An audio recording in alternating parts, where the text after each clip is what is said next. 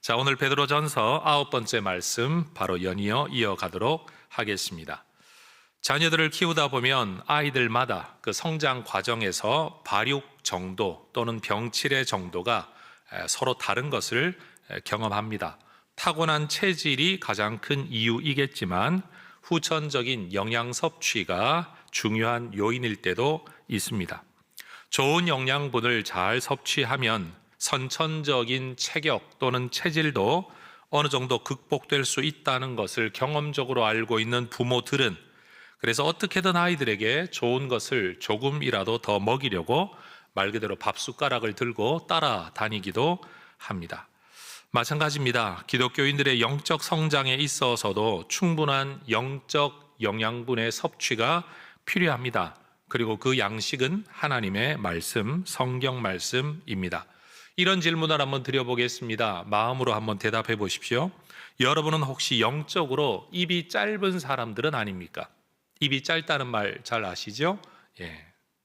말씀에 대한 식욕이 아예 없어서 영적 영양실조에 이르러 있지는 않으십니까? 좋아하는 말씀만 골라 먹는 영적 편식의 습관을 가지고 있지는 않으십니까? 입에 맞지 않으면 먹지 않으려고 하고 심지어 뱉어버리는 아이들처럼 말씀에 대해서도 이런 반응을 하고 있지는 않으십니까? 여러분, 오늘 설교의 목적과 결론은 매우 단순합니다. 말씀의 식욕이 왕성한 성도들 되시기를 축복합니다. 말씀을 먹는 즐거움과 기쁨을 누리는 성도님들 되시기를 축복합니다. 우리는 지금 베드로전서 1장에서 2장으로 이어지는 한 단락을 살펴보고 있습니다. 1장에서는 우리가 받은 구원에 대한 이야기를 많이 이야기해 주었습니다. 간략하게 요약하면 이러합니다. 하나님은 예수 그리스도의 십자가와 부활 사건을 통해 우리를 거듭나게 하셔서 우리에게 산 소망을 주셨습니다. 우리 그리스도인들은 이 산 소망의 믿음 안에서 변질되지 않는, 오염되지 않는, 소멸되지 않는 하늘의 유업을 바라보게 되었습니다. 하나님은 하늘 유업을 바라며 살아가는 우리를 세상 마지막 날까지 능력으로 보호하십니다. 현실적으로는 믿음의 사람들이 이 땅의 삶을 살아가는 동안 시험으로 인한 근심을 피할 수는 없습니다. 그러나 우리가 이 세상의 근심 중에서도 산 소망의 믿음을 붙들고 살아간다면 하나님은 우리에게 칭찬과 영광과 존귀를 얻게 하실 것입니다. 우리는 예수 믿음을 통해 영원한 죽음에서 구원받아 영원한 생명으로 옮겨진 사람들입니다. 그런데 베드로는 우리가 그리스도 십자가와 부활의 사건을 믿음으로써 누리게 된 이 구원이 얼마나 놀라운 일인가를 이야기하면서 그동안 우리가 한 번도 생각해 보지 못했던 관점으로 우리의 구원을 설명합니다. 그것은 우리가 이미 받아 누리고 있고 앞으로 누리게 될 이 영원한 구원은 구약의 모든 선지자들이 자기 입으로 예언을 했음에도 불구하고 그 실체를 분명히 알고 싶어 했던 것이다 라는 말입니다. 심지어 우리가 받은 이 영원한 구원은 하나님의 구속 경륜을 받들어 섬기는 천상의 존재인 천사들조차도 보고 싶어 하는 일이라는 말입니다. 여러분, 이렇게 놀라운 영원한 구원은 인간의 노력으로 만들어내거나 성취한 것이 아닙니다. 23절의 말씀이 말하는 것처럼 이 일은 오직 하나님의 뜻을 따라 하나님의 말씀을 통해 하나님의 능력으로 이루어진 일입니다. 한번 따라 하십시다. 너희가 거듭난 것은 말씀으로 되었느니라.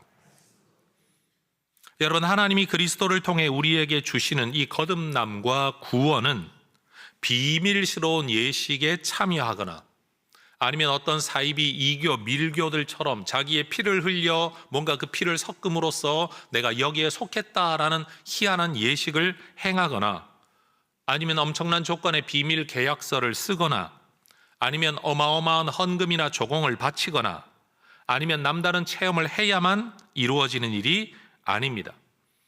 우리가 받은 구원은 이 세상 어디에서도 찾아볼 수 없는 방법으로 이루어졌습니다. 말씀으로, 오직 예수의 이름으로, 믿음으로, 은혜로 이루어진 겁니다.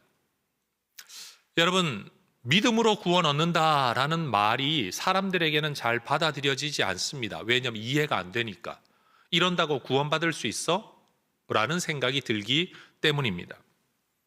여러분, 오히려 우리의 머리로 이해가 되지 않는 이 구원의 길, 그렇기 때문에 이것이 하나님의 역사라는 걸 우리는 이해해야 됩니다.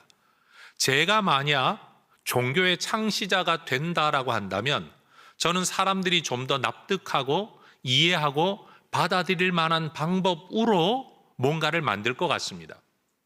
거기에는 좀 더 수고로운 뭔가가 있어야 되고 남이 하지 못하는 노력이 있어야 되고 그리고 뭔가를 성취했을 때 내 스스로도 내가 이걸 얻었구나라는 보람을 느낄 만한 어떤 방법을 제안할 것 같습니다. 여러분, 세상의 모든 종교가 사실은 구원의 길을 그런 식으로 이야기합니다. 왜냐하면 사람이 만들어냈다는 증거인 거죠. 사람이 납득할 만하고 이해할 만한, 그러면 되겠구나 라고 동의가 될 만한 길을 만들어야 사람이 따라올 것 아닙니까? 그러나 여러분, 성경이 말하고 있는 바는 우리로서는 이해가 되지 않습니다. 오히려 말이 안 된다라고 말합니다. 여러분, 그렇기 때문에 그것이 하나님의 역사인 겁니다. 말이 될 방법으로 만드는 인간이 만들어낸 방법이 아니라 우리로서는 이해할 수 없는 하나님의 방법으로 우리에게 구원의 길을 열어주셨다라는 겁니다. 여러분, 베드로는 오늘 본문 안에서 썩어질 것, 말라 떨어질 것이라는 표현을 통해서 하나님의 말씀의 영원성과 인간의 제한성을 대조 비교하고 있습니다. 24절과 5절을 같이 한번 읽어 보겠습니다. 그러므로 모든 육체는 풀과 같고 그 모든 영광은 풀의 꽃과 같으니 풀은 마르고 꽃은 떨어지되 오직 주의 말씀은 세세토록 있도다 하였으니 너희에게 전한 복음이 이 말씀이니라. 곧 이 말씀이니라. 주의 말씀은 영원하다라고 했는데 이 말씀이 뭐냐? 구약 성경 아니면 율법을 말하는 게 아니라 이 복음의 말씀, 우리가 구원을 얻게 된 이 하나님의 역사의 이야기라는 겁니다. 여러분, 풀과 꽃을 이야기하는 이 구절은 이사야 40장의 말씀을 인용한 것이라고 학자들은 이해합니다. 이사야 40장 6절에서 8절 같이 한번 읽어보겠습니다. 모든 육체는 풀이요 그의 모든 아름다움은 들의 꽃과 같으니 풀은 마르고 꽃이 시들면 여호와의 기운이 그 위에 불미라. 이 백성은 실로 풀이로다. 풀은 마르고 꽃은 시드나 우리 하나님의 말씀은 영원히 서리라 라고 이사야를 통해 선언하게 하신 하나님. 베드로는 바로 이사야의 말씀을 인용하여서 영원한 말씀이 이것이다, 그것이 곧 그리스도의 복음이다 라고 이야기합니다. 모세도 하나님의 말씀의 영원성을 이야기한 바가 있습니다. 민수기 23장을 보면 하나님은 거짓말하지 않으신다, 후회하는 말을 하지 않으신다, 지키지 못할 말을 하지 않는 분이라고, 그래서 하나님의 말씀은 영원하다고 이야기했습니다. 이에 반해 우리 인류가 가지고 있는 언어 습관과 말의 특징은 전혀 다릅니다. 베드로는 1절에서 우리가 벗어버려야 할 행습들이 있다라고 말을 하죠. 악독, 기만, 외식, 시기, 모든 비방하는 말을 버려라. 그런데 여러분, 여기에 나오는 건 행위이기도 하지만 사실은 모두가 말이라는 표현에 걸립니다. 연관됩니다. 악독이 뭡니까? 다른 사람에게 해를 끼치고자 하는 욕망에서 나온 것이죠. 그 악독의 말. 기만이 뭡니까? 의도적으로 속이거나 거짓말로 호도하는 겁니다. 그러한 말. 외식이 뭡니까? 속과 표면이 다른 것이죠. 그런 거짓된 말. 시기는요, 다른 사람의 소유에 욕심내는 찌르는 마음 자세, 그것을 표현할 때 시기의 말. 비방은요, 다른 사람의 명성을 손상하고 훼손하는 말이지요. 이 모든 단어들이 죄에 오염되고 죽음의 병에 걸린 죄인들의 말의 특징을 언급하고 있는 겁니다.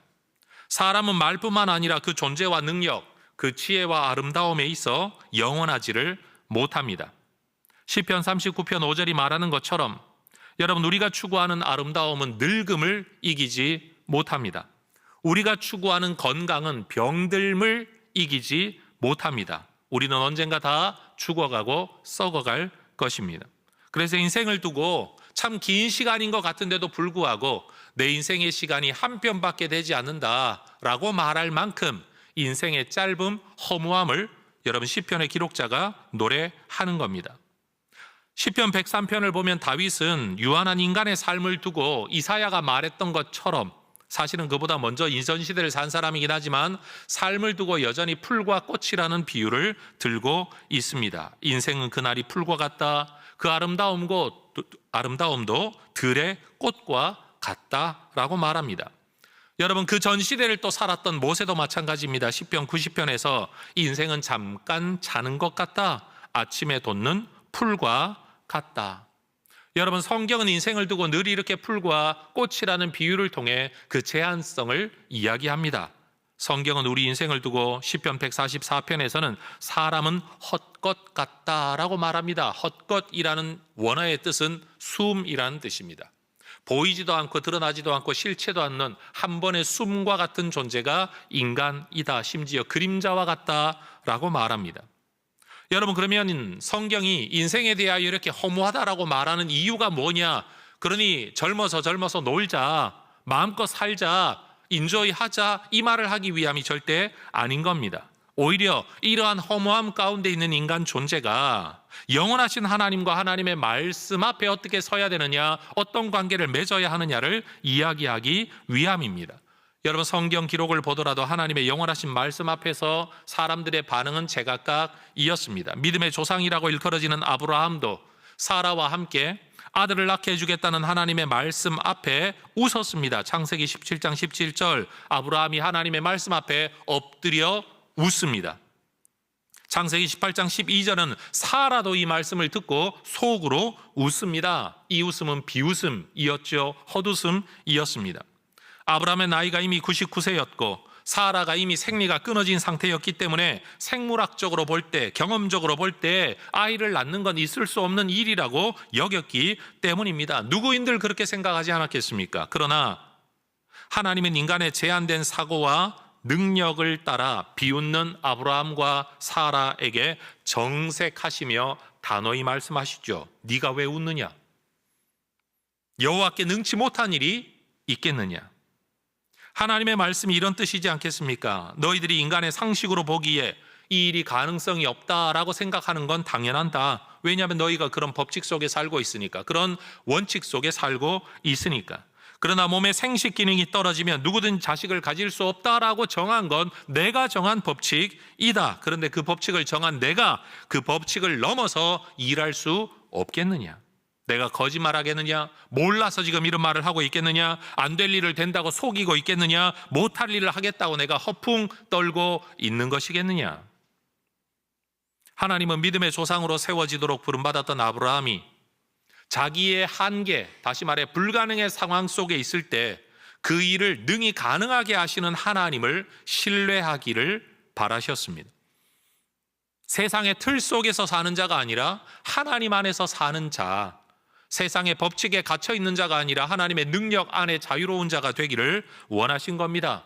그러니 말씀 앞에 비웃는 이러한 모습은 말씀에 대한 태도에 있어서 버려야 할 악습인 겁니다.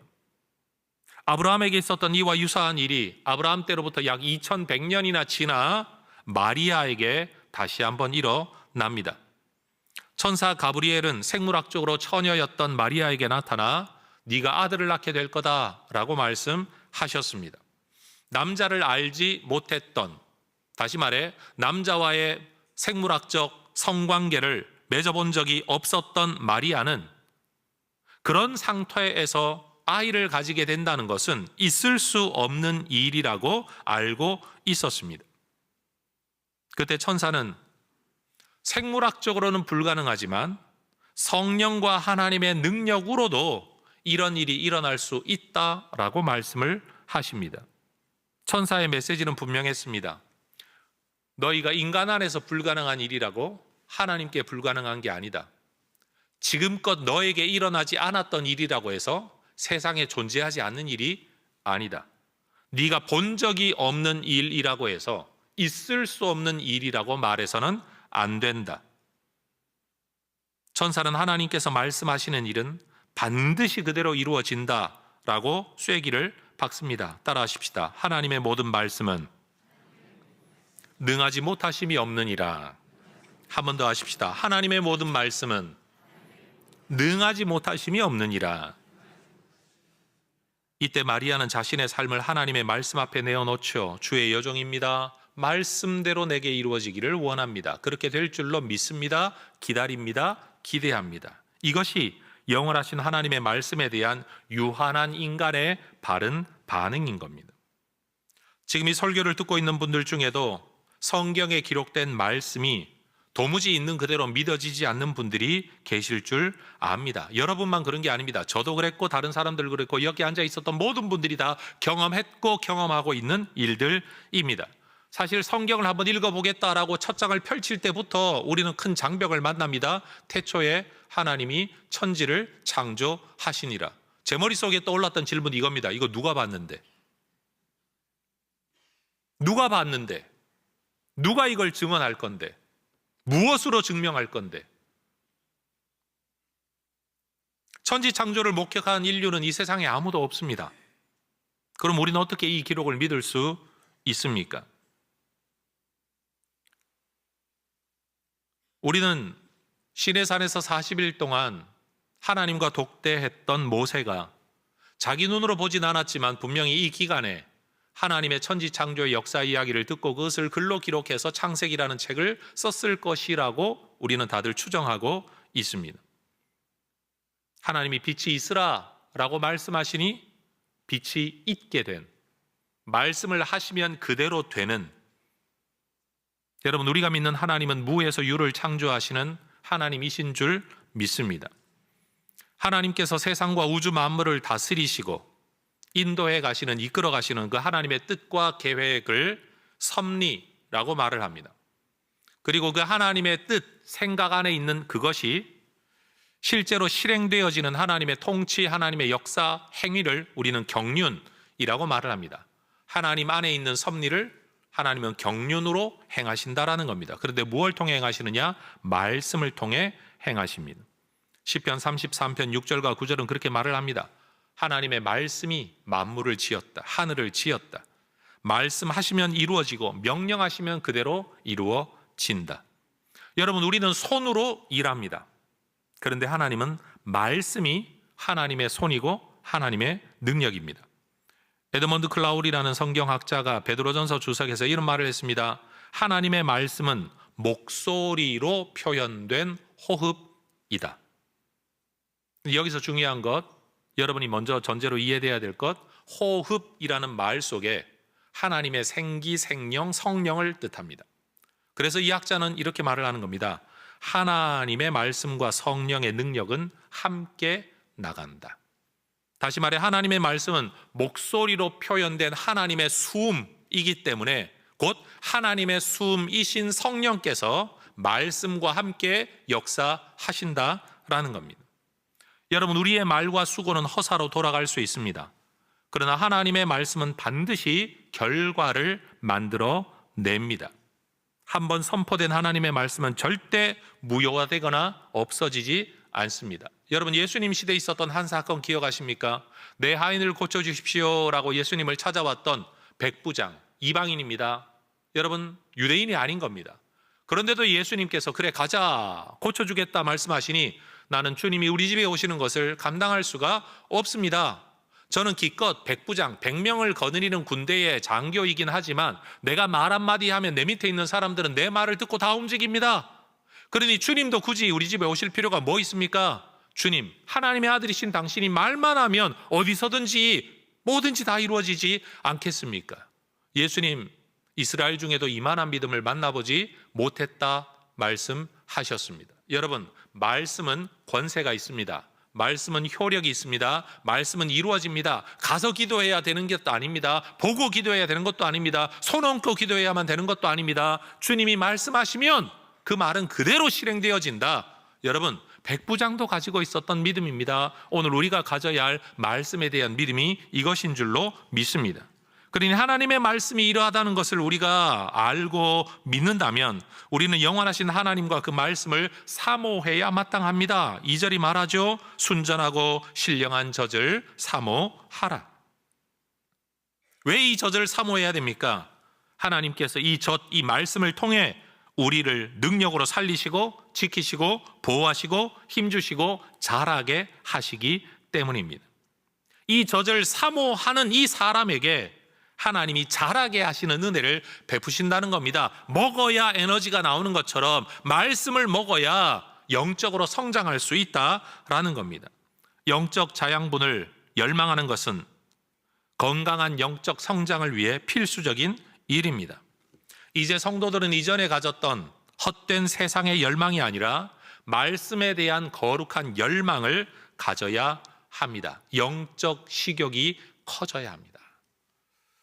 기독교 공동체의 성도들의 성장을 가져오는 자양분, 영적 자양분, 영적 젖은 하나님의 말씀뿐입니다. 2절에서 베드로가 갓난아기를 언급하죠. 갓난아기들처럼 이 젖을 사모해라. 이때 말하는 갓난아기는 초신자를 말하는 게 절대 아닙니다. 고린도전서 3장 2절과 히브리서 5장의 말씀을 보면 젖과 식물, 단단한 식물을 비교하며 젖 먹는 건 좀 덜 떨어지는 것처럼 이야기하는 구절도 있기는 하지만 지금 이 베드로전서 본문에서 베드로는 지금 그런 비교를 하고 있는 게 아닙니다. 누구나 젖이 아기를 성인으로 만들어내는 것처럼 하나님의 말씀이 우리를 성장하게 만들다, 살게 만든다, 이 이야기를 하고 싶은 겁니다.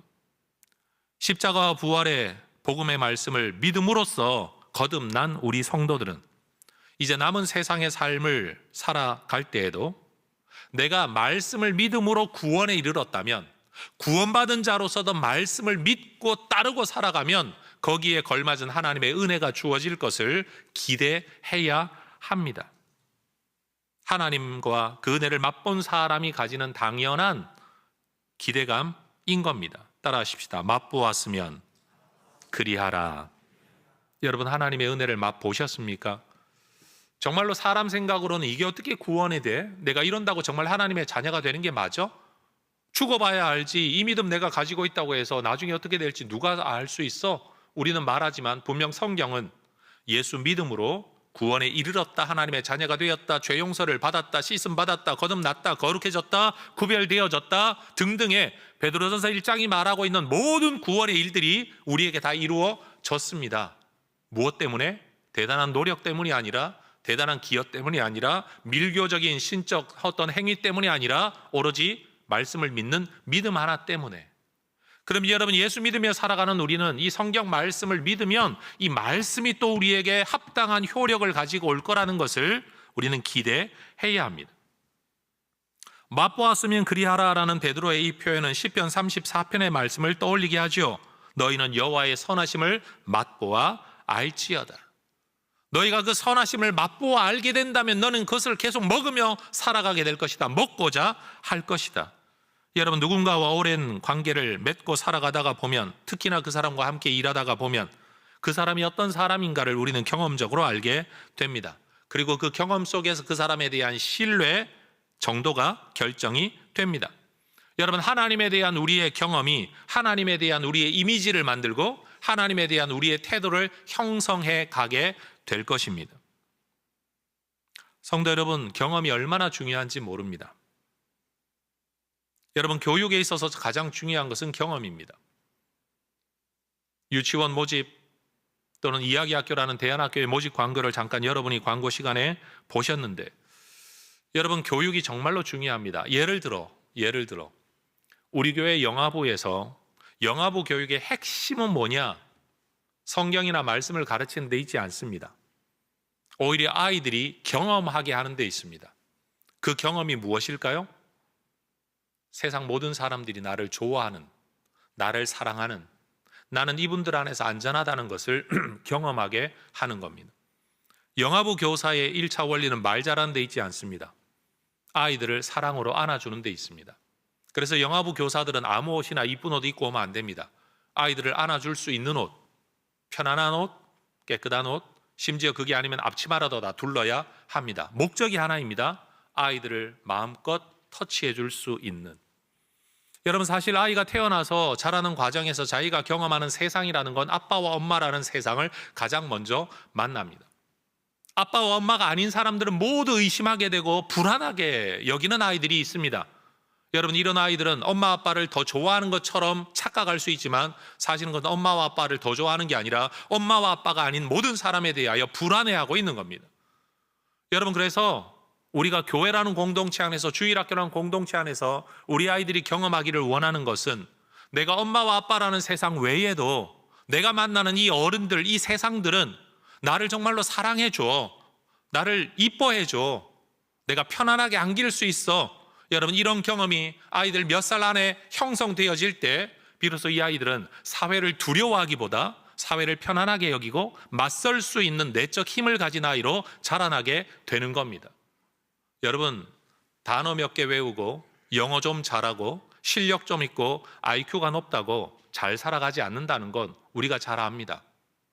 여러분이 살아가고 있는 이 세상 속에서 남다른 능력이 있고 실력이 있는데도 불구하고 여러분, 자기도 알 수 없는 정서적인 그림자 속에, 불안함 속에, 관계의 깨어짐 속에 살아가고 있는 분들이 얼마나 많습니까? 여러분, 우리가 교육하고자 하는 진정한 방향이 바로 여기에 있는 겁니다. 유치원 아이들 기껏해야 3살, 4살, 5살 된 아이들에게 여러분 영어를 가르쳐서 여러분 영어를 좀 잘한다고 해서 여러분 우쭐해지고, 같은 또래보다 덩치가 좀 크다고 해서 우쭐해지고 이러면 내 아이 잘 키우는 거라고 착각하지 마십시오. 여러분, 우리 하나름 유치원에서는 통합교육을 합니다. 3살, 4살, 5살 아이들 어우러져 함께 반을 구성합니다. 누군가는 말합니다. 내 아이가 탁월한 교육을 받아야지 왜 어린애들과 같이 공부를 해서 애 수준 떨어지게 만드느냐. 여러분, 뭘 몰라서 그런 겁니다. 여러분, 지적 교육은 사실 철 들고 난 뒤에 얼마든지 노력하면 영어도 배울 수 있고 여러분 기술도 배울 수 있고 자격증 딸 수도 있습니다. 중요한 게 뭡니까? 함께 살아갈 수 있는 기본적인 인격 소양을 만드는 겁니다. 나보다 능력 있고 나보다 키가 크고 나보다 나이 많은 누군가에게 도움을 요청할 줄 아는 것도 인품의 역량입니다. 나보다 연약한 사람에게 도움을 줄 아는 것도 역량인 겁니다. 우리가 원하는 교육이 바로 그런 것입니다. 여러분, 교회라는 것을 여러분 어떻게 경험하셨습니까? 여기 앉아 예배를 드리고 있지만 여러분 마음속에 교회에 대한 이미지 어디에서 나온 겁니까? 경험에서 나온 겁니다. 그 경험이 좋은 경험이었다면 교회는 좋은 곳, 평안한 곳, 행복한 곳, 사랑이 넘치는 곳이라는 이미지를 가지고 있겠지만 아마 누군가는 교회는 말 많은 곳, 가까이 하면 안 되는 곳, 예수는 믿고 구원은 받아야 되니까 안 갈 수는 없어 가긴 하지만 절대 가까이 하거나 깊이 들어가면 안 되는 곳이라는 생각을 가진 분들도 계실 겁니다. 맛보았으면 그리하라 라는 이 말씀의 역설이 내가 맛보고 내가 경험한 것 때문에 여러분 더 깊이 들어가지 못하고 제대로 대응하지 못하는 엉뚱한 일. 그래서 제가 이런 말 많이 하잖아요. 남자는 다 도둑놈이야 라고 말하는 분들에게마다 제가 얼마나 도둑질을 당하셨습니까 도대체? 얼마나 도둑질을 당했길래 남자는 다 도둑이라고 말을 하는 겁니까? 여자는 다 여우다라고 말을 하면 도대체 어떤 여자를 얼마나 만났길래 그런 거냐고. 내가 만난 몇 사람의 경험이 세상 모든 사람을 단정 지을 수 없는 것인데 왜 거기에 갇혀 있느냐라고 제가 이야기하는 것 아닙니까? 도대체 어떤 목사를 만났길래 목사는 다 나쁜 놈이라고 이야기하는 겁니까? 도대체 어떤 장로님들을 만났길래 장로들은 다 도둑놈 사기꾼이라고 말을 하는 겁니까? 왜 교회는 전부 다 없어져야 될 것이라고 말을 하는 겁니까? 어떤 경험일까요? 저는 정말로 안타까운 게 우리가 모두가 행복하게 살기를 원하면서도 정작 나는 다른 사람에게 좋은 경험을 주지 못하고 있다는 한계입니다. 이게 인간의 한계입니다. 자녀를 잘 키우려고 욕심내는 부모, 그런데 그 욕심이 아이를 상처받게 만들지 않습니까? 나는 정말 행복하게 잘 살아보겠다고 하는데 부부간에 싸움이 나지 않습니까? 나는 정말로 이 나라를 바로잡겠다고 말을 하는데 정치인들은 저렇게 나눠져서 싸우고 있는 것 아니겠습니까? 그게 인간의 한계인 겁니다. 잘하고자 하지만 절대 잘하지 못하는, 바른 뜻을 가지고 하고는 있다지만 절대로 바른 뜻도 아니고 바른 뜻으로 인정받지도 못하는 한계 속에 우리는 살아가고 있는 겁니다. 그런데 여러분, 이런 우리 인간이 진짜로 믿고 바라고 소망하고 먹기를 힘써야 될 게 하나님의 말씀 외에 뭐가 있겠습니까? 여러분, 예레미야는 하나님의 말씀의 대언자로 살아갔던 사람입니다. 그는 그 경험 속에서 하나님의 말씀에 대한 자기의 인식을 가지게 되었죠. 주의 말씀은 내게 기쁨과 내 마음의 즐거움입니다. 말씀이 기쁨과 즐거움이라고 말합니다. 오늘날 대부분의 그리스도인들이 성경을 말하면 누가 이걸 다 지키냐? 누가 이걸 다 따라 살 수 있냐? 야, 그거 너무 부담스럽지 않냐? 꼭 그렇게 살아야 되냐? 말씀을 기쁨과 즐거움으로 여기는 게 아니라 짐과 부담으로, 스트레스로 받는 사람들이 얼마나 많은지 모릅니다. 왜 그럴까요? 제대로 된 경험을 못해서 그런 겁니다. 야고보서 1장 18절이 말하는 것처럼 우리는 하나님의 말씀으로 새 생명을 얻었습니다. 요한복음 6장 63절에서 예수님이 말씀하시는 것처럼 너희는 영으로만 살림을 받을 수 있는데 그 영이 도대체 뭐냐? 하나님의 말씀이다. 내가 너희에게 이른 말, 내가 너희에게 전해준 이 메시지가 곧 영이고 이것이 너희를 살린다라고 말씀합니다. 요한복음 8장에서 예수님 또 말씀하십니다. 이 말씀이 너희에게 생명만 주는 게 아니라 자유도 가져다 줄 거다. 어디로부터 자유입니까? 죄로부터의 자유, 마귀로부터의 자유, 죽음으로부터의 자유입니다. 시편 19편은 이 하나님의 말씀이 우리에게 선악의 분별력과 삶의 지혜를 준다라고 이야기합니다. 따라하십시다. 영혼을 소성하게, 우둔한 자를 지혜롭게, 마음을 기쁘게, 눈을 밝게. 여러분, 눈을 밝게 판단력을 가질 수 있도록, 분별력을 가질 수 있도록 그 말씀 안에서 세상에는 소망이 없는데 말씀 안에서 기쁨을 가질 수 있게 하는 겁니다. 우둔한 자를 지혜롭게 한다라고 말하는 겁니다.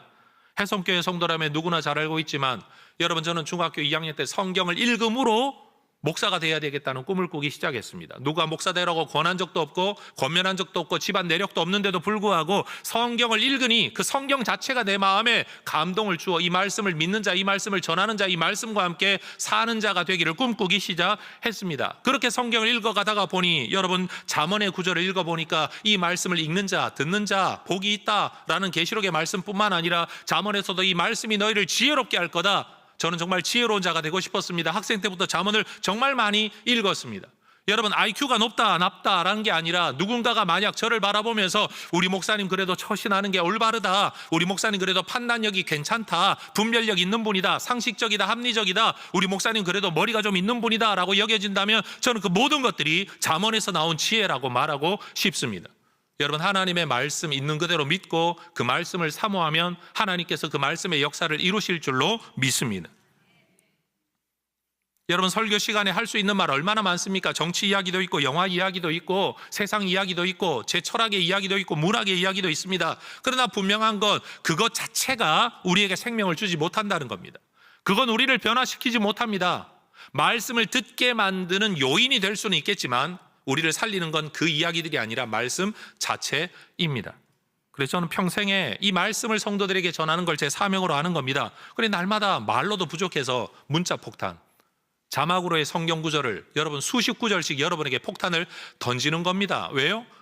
말씀이 우리를 살리니까요. 말씀이 하나님의 역사를 만들어 내니까요. 여러분, 저의 언변에 있는 것도 아니고 말의 내용에 있는 것도 아니라 성경 말씀 자체가 여러분 우리의 먹어야 될 양식인 줄로 믿습니다. 꼭 먹어야 될 것 안 먹고 불량식품 먹어대는 애들, 부모들이 건강한 것처럼 여러분, 설교 시간에 먹어야 될 진짜 말씀은 5분도 안 되고 여러분, 그 말씀을 듣게 만들기 위해 발라놓은 사탕 같은 꿀 발라놓은 것 같은, 설탕 발라놓은 것 같은 예화 이야기, 쓸데없는 신변 잡기 이야기, 그런 걸 들으면서 재미난 설교라고 좋아하는 성도들, 여러분, 저는 분명히 병들 거라고 생각을 합니다. 물론 우리 교회에서는 그렇게 설교하는 목사님들이 아무도 없으니까 여러분, 하나님의 말씀, 이 말씀에 대한 사모함이 여러분에게 있기를 축복합니다. 구속받은 사람들, 거듭난 생명으로 구별된 사명을 받은 산소망의 사람들은 하나님의 말씀을 갈망하고 사모해야 합니다. 이 세상에서 금이나 재물을 얻으려는 열망보다 말씀에 대한 열망이 더 커야 합니다. 여러분, 돈 벌면 뭐합니까? 건강 잃어버리면. 마찬가지입니다.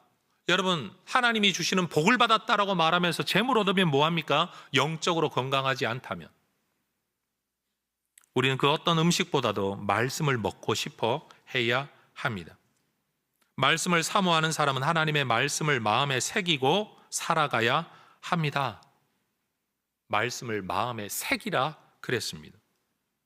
그래서 어떤 사람들은 말씀을 시시때때로 묵상합니다. 주야로 묵상합니다. 누군가는 하나님의 말씀을 읊조립니다. 중얼중얼 합니다. 작은 소리로 읊조린다. 여러분, 이것이 하나님의 말씀을 사모하는 사람들의 모습이었습니다. 우리가 이렇게 하나님의 말씀을 사모하며 살아가면 우리는 죄를 이길 능력을, 범죄하지 않는 삶을 살아갈 수 있게 됩니다. 말씀 안에 거하다 보면. 여러분, 유튜브 보고 계시죠? 여러분, 거기에 자동 추천 다 끄십시오. 낚이지 않으려면. 내가 보고 싶은 자료를 검색해서 관련된 자료만 봐야 시간도 아낄 수 있고 헛된 정보로 걸려들지 않을 수 있습니다. 자동 추천을 켜놓는 순간 여러분은 AI에 다 낚이고 업체에 다 낚이는 겁니다. 가끔 가다가 이것 한 번씩 봐라, 한 번씩 봐라 하는 거 클릭하기 시작하다가 시간도 흘러가고 여러분의 생각도 흘러가고 관심사도 흘러가고 여러분 죽어가는 줄도 모르고 그 안에 빠져 살아가게 됩니다. 다시 말합니다. 자동 추천 끄십시오. 끄십시오. 권사님들, 장로님들 제발 좀 끄십시오. 말도 안 되는 이야기, 거짓 뉴스들 들여다보면서 목사한테 날리지 말고.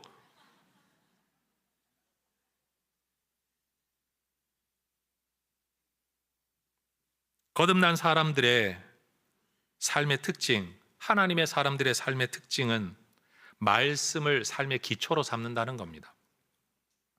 하나님의 입으로부터 나오는 모든 말씀으로 내가 살겠다.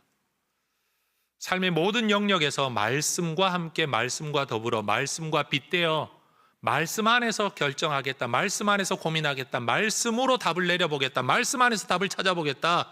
여러분 그렇게 살아가야 합니다. 그러니까 어쩌다가 한번 많은 결정의 요인들 가운데 성경도 하나의 레퍼런스로 참고 자료로 삼는 게 아니라 말씀이 가장 큰 이유가 되어야 합니다.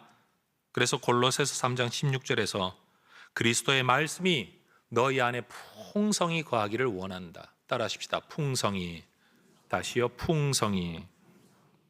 여러분 말씀이 여러분 안에 풍성하십니까? 아니면 빌빌 골골 하십니까? 여러분 말씀이 풍성한 하나님의 사람이 되어야 합니다. 그리고 하나님의 말씀이 생명을 낳는 줄 알고 지혜를 낳는 줄 알고 눈을 뜨게 만들고 죄를 벗어나게 만드는 능력인 줄 안다면 우리는 이 말씀을 다른 사람에게도 전하는 것이 맞습니다. 그를 살리려면, 그를 살게 하려면, 그를 죄에서 벗어나게 하려면, 그의 삶이 생명으로 돌아오게 하려면 이 말씀을 전해야 됩니다. 저는 지금 신학 설명하라고 말하지 않았습니다. 그에게 말도 안 되는 논리로 말로 이기라고 말하고 있는 게 아닙니다. 말씀 자체가 이렇게 말한다는 걸 전하라는 겁니다. 가장 겸손하게 가장 담백하게 있는 구절 그대로의 성경 자체를 여러분 이 사람을 위해 이 구절이 필요하겠다고 여겨지는 그 구절들을 그들에게 알리고 전하라라는 겁니다. 꼭 길거리 나가지 않아도 됩니다. 옛날에는 여러분 길거리 나가 사람을 만나야만 전할 수 있었는데 이제는 만나지 않고도 전할 수 있는 방법이 있지 않습니까? 여러분 그렇게 오랜 시간 여러분 휴대폰의 스크린 타임 한번 보세요. 하루에 몇 시간씩 보는지. 시간 남아 도는 분들은 아마 10시간도 넘게 휴대폰 쥐고 계신 분들이 분명히 계실 거예요. 근데 하나님의 말씀은 10분도 안 봐요. 휴대폰은 10시간을 쥐고 있는데 말씀은 10분도 보지 않아요. 여러분 뭐가 풍성하겠어요? 여러분 삶에서 어떤 가치가 여러분의 삶에서 풍성하겠냐는 거예요. 그리고 그 좋은 도구를 가지고 생명의 말씀을 누군가에게 전할 수 있는 쉬운 방법 얼마나 좋습니까? 여러분 성경 구절 앱 어플 열어가지고 복사, 그리고 여러분 카카오톡 가서 붙이기, 여러분 전달, 그러면 하나님 말씀 전한 거 아닙니까? 여러분 거기에 무슨 노력이 얼마나 많이 필요한 겁니까? 누가 길거리 나가 노방전도 하라고 했습니까? 그거 아니잖아요. 만날 수 없는 사람 시간 맞춰서 만나기가 힘들다, 그것도 아니잖아요. 보내놓으면 때가 되면 읽을 거고, 여러분 읽어서 반응 없어도 상관없습니다. 노방전도도 그러지 않았습니까? 전도지 돌려서 반응 없고 저 집어던지는 사람 있고 욕하는 사람 있어도 하지 않았습니까? 마찬가지인 겁니다. 다시 말하지만 쓸데없는 이상한 정치 성향의 유튜브를 여러분 긁어다가 보내지 말고 제발 있는 그대로의 성경 구절을 여러분 다른 사람에게 전달하는 여러분 되시기를 축복합니다. 말씀을 전파하라. 어려운 일 아닙니다. 요즘 정말 쉬운 세상이 되었습니다. 전 우리 혜성의 성도들이 말씀의 능력을 맛보고 살아가시기를 축복합니다. 말씀의 식욕이 왕성한 성도님들 되시기를 축복합니다. 그 말씀의 소화력도 왕성해지시기를 축복합니다. 말씀으로 인한 신진대사가 활발해지시기를 축복합니다. 그 말씀이 여러분 삶에서 어떻게 역사하시는지를 여러분 삶의 간증으로 만들어 가실 수 있기를 소망합니다. 그렇게 말씀이 내 안에 들어오면 그냥 기록된 글일 뿐인 이 말씀이 어느 날 내 안에 성령의 감동으로 내 생각을 움직이고 몰랐던 것 떠오르게 깨닫게 하시고 뭔가를 실행하게 만들 때가 분명히 있습니다. 말씀대로 기록된 말씀이 어느 날은 남의 이야기처럼 들리는데 어느 날 이게 내 이야기인 것처럼 지금 해야만 될 것 같은 일로 내 마음에 감동이, 성령이 역사하실 때 여러분 하나님께서 일을 이루십니다. 재미난 이야기 하나로 설교를 마치려고 합니다. 여러분, 제가 군목으로 섬길 때였습니다. 기껏해야 나이 만 29세였습니다. 29살 청년 여기 앉아 있나요? 그 29살 때 여러분 한 교회, 군 교회를 섬기러 갔는데 거기 계신 장로님이 저한테 이런 이야기를 했습니다. 목사님, 우리 교회에 큰 기도 제목이 하나 있는데 결혼한 지 7년이 지났는데 이 가정에 아이가 없어가지고 온 교회가 기도하고 있습니다. 목사님도 기억하시고 기도해 주시면 좋겠습니다. 뭐 교회가 어렵다는 이야기도 아니고 한 가정에 대한 이야기를 장로님이 전하니 제 마음속에 그런 가정이 있나 보다, 누군지는 모르지만 있나 보다, 그렇게 생각을 했습니다. 부임한 지 며칠이 되지 않았는데 여러분 새벽 기도를 인도하다가 갑자기 설교하다가 제 마음속에 어떤 구절이었는지 설교 내용은 기억나지 않는데 제가 평생에 하지 않았던 일을 하고 싶은 마음이 드는 겁니다. 갑자기 그 사람을 불러내서 내가 안수기도를 해야 되겠다. 근데 설교를 잘 듣고 있는 한 분, 저기 지금 우리 사위가 앉아있는 저 자리 같은 자리에 앉아있는 한 집사님이 눈에 띄어서 내 머릿속에 저 사람이 그 사람인가 보다, 근거도 없이 갑자기 그 생각이 들어. 여러분 설교 마치고 집사님 나오세요 불러내고 그냥 엎어놓고 안수기도를 했습니다. 여러분 기도를 다 마치고 새벽 기도 다 마치고 나왔더니만 장로님이 기다리고 계시더라고요. 현관에서. 목사님, 그 집사님이 아닌데요. 제가 엉뚱한 집사님한테 기도를 한 겁니다. 안수를 한 겁니다.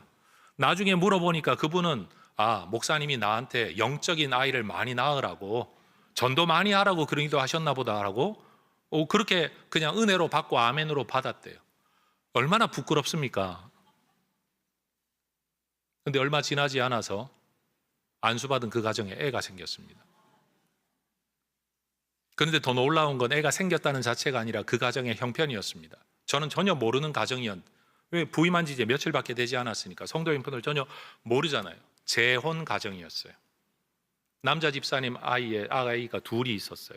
여자 집사님 이제 결혼해서 들어왔는데 전처의 아이 둘을 키우면서 시어머니까지 모시고 산 거예요. 그런데 여러분 이 가정에 이 아이가 생겼는데 아들이 둘 있는데 딸인 거예요. 여러분 이 가정이 이 아이 때문에 화목해지고 시어머니와 관계가 좋아지고 이 여자분도 이 가정의 삶을 살아낼 만한 삶의 기쁨이 생겨나 이 가정이 얼마나 행복해졌는지 모릅니다. 그런데 문제는 안수받아야 할 원래 그분이 저한테 컴플레인을 하기 시작하는 겁니다. 목사님, 그 안수는 원래 제 건데요. 그 아이는 원래 우리 집에 와야 될 아이인데요.